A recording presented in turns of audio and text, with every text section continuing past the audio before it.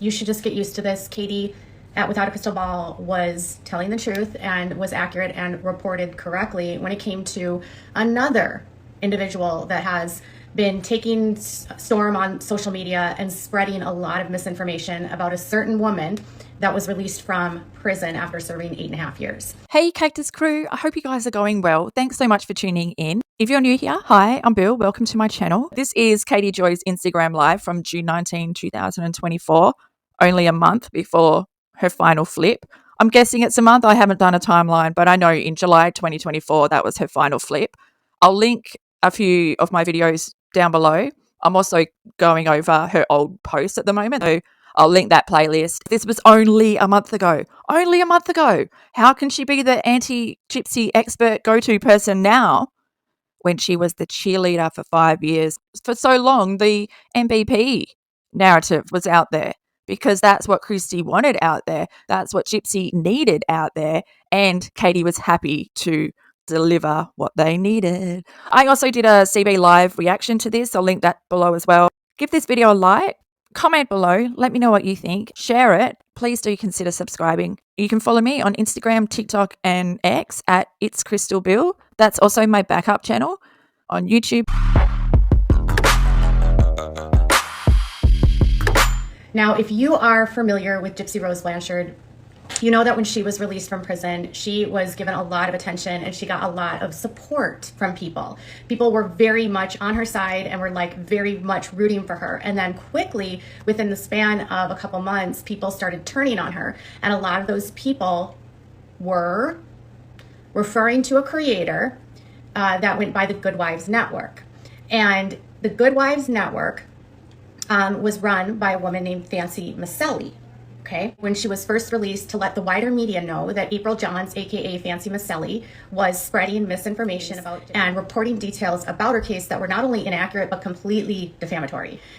April was saying things like Gypsy made up everything about what happened to her. She was in on what happened to her. She contributed to what her mom did to her. She just used this as an excuse to get a better conviction. She didn't really have the issues. She's a scammer. She's a liar. She's a master manipulator, all of these things. And she always was claiming that she had the truth, like she had new information that she was going to expose to everyone. When it comes to Gypsy Rose Blanchard, you don't have to like her, right? You do not, you don't need to think she's the best person. You really don't. You can have whatever opinion you want of her.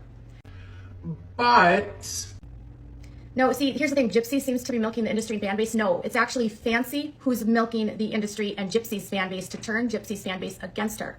Whether you want to believe it or not, people do look up to Gypsy and they're inspired by the fact that she survived insurmountable abuse. She went through so much trauma as a child. She went through so much abuse as a child. There is a reason why she was not charged with first-degree murder and was given second degree. So you don't have to like Gypsy, but you shouldn't be listening to creators that are willingly spreading misinformation. These hate channels that are literally spreading misinformation about Gypsy. Her case is cut and dry. The state didn't miss evidence. The state had everything. So if a creator tells you that they have information that nobody knows and everyone lied, they're lying. They're doing this to create intrigue and interest and try to get you to like jump on the bandwagon to send hate to Gypsy. You don't have to like her, okay? You can dislike her. You can think anything you want, but believing misinformation about her and sending her hate regarding misinformation adds a layer of stress to her that's just not necessary. She's also served her time. She served her time. She served her 8.5 years in prison. She is still on probation and parole, and she'll be released from that in June of 2025. As a clear-cut case of Munchausen's by proxy. The narrative that Gypsy was somehow making all of this up, some sort of a master manipulator, that all came from. okay, excessive jest, you're leaving. But yeah, Fancy has been obsessed with Gypsy ever since Gypsy and the family cut ties with her because she defrauded them into believing that she was a film producer that was going to make a documentary for them. And Ken coming back quickly, he was never out of the picture, okay? Like, he was always a friend. They were always talking. Even right before they got married, they were talking. And I obviously know Gypsy personally. I know Kristy personally. I know Rob. I know the family. I haven't had a chance to talk to Ken personally, but I will say this. and I'm sure the family would be completely fine with me saying this, but there's a calmness to Gypsy now that she did not have with Ryan. Like, there was such high stress when she was with Ryan. She was so on edge and she got sucked into all that negativity online. And when Ken is like a grounding force in her life, like, I don't know if long term it's going to work out with her and him. I have no idea, but I will say that like Ken is so chill, like so chill. And like, he's so supportive of her. She can bounce ideas off of him, and like, he's not overbearing. He doesn't try to control her. He's very, very, very like chill and just loves Gypsy. I put out a post. Everyone was like, I can't believe you're defending Gypsy. Like, here's the deal. I've known this family for 5 years. If they had any skeletons in their closet that I didn't know about, there's no way that I would be like talking to them and having communication with them. If I for 1 second believed any negativity about Gypsy or Kristy or Rod or Mia, I would have zero relationship with this family. But they have been transparent and open about everything. Like, they will legit tell you everything. And they don't hide anything. And they're not out for fame. They're not out for clout.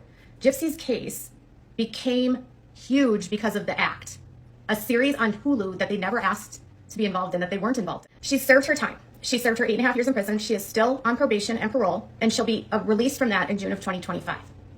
But what Fancy and Sarah were doing was telling people that Gypsy made it all up, that she was never really abused by her mom.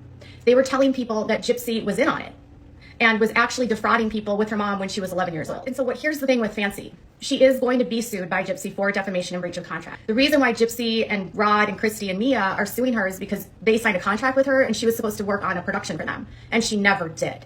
And then when she didn't make good on what she promised them, and they ended their contract with her, she didn't return the materials that they gave to her and weaponized those materials against Gypsy and turned on them and started calling them liars, manipulators, all of these things.